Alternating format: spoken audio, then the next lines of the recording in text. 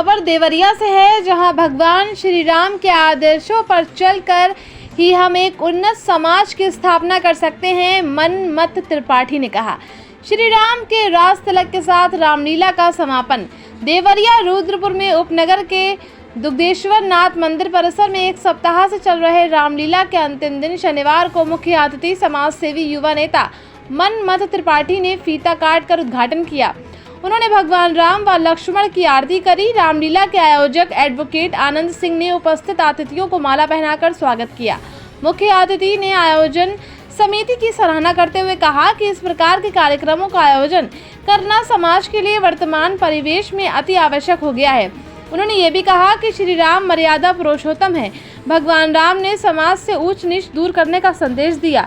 उनके आदर्शों पर चलकर ही हम एक उन्नत समाज की स्थापना कर सकते हैं।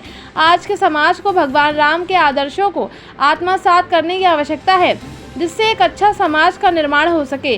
रामलीला के अंतिम दिन भगवान राम के राज तिलक का मंचन किया गया। एक दृश्य में भगवान राम ने रावण का वध किया, उसके बाद अयोध्या वापसी हुई, जिसमें भगवान का राज तिलक किया गया। इस दौरान नगर सहित दूर दराज गाँव से बड़ी संख्या में लोग मौजूद रहे। देवरिया से ब्यूरो रिपोर्ट। की धरती पे ये रामलीला का आयोजन हो रहा है।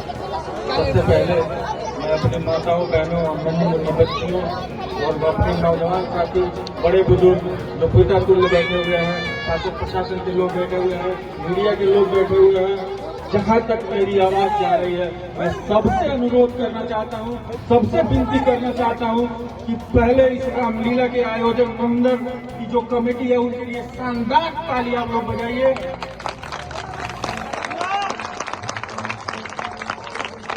बहुत बहुत धन्यवाद मेरी माताओं और बहनें। ये रामलीला जो हो रहा है इसके आयोजक मंडलों को फिर से एक बार बहुत नमन करते हुए, इस मंच का नमन करते हुए, जो इन लोगों ने काम कर रहे हैं ये लोग, ये बहुत सराहनीय काम है। आज के समय में कोई रामलीला नहीं करा रहा है, न किसी के पास समय है सुनने का। आप लोग सुन रहे हैं, महसूस कर रहे हैं। वो आप लोग जो पिछले 10 दिनों से जो सुन रहे हैं उसको अपने जीवन में ले आइए। बहुत बहुत धन्यवाद, बहुत बहुत आभार रामलीला समिति का, बहुत बहुत धन्यवाद।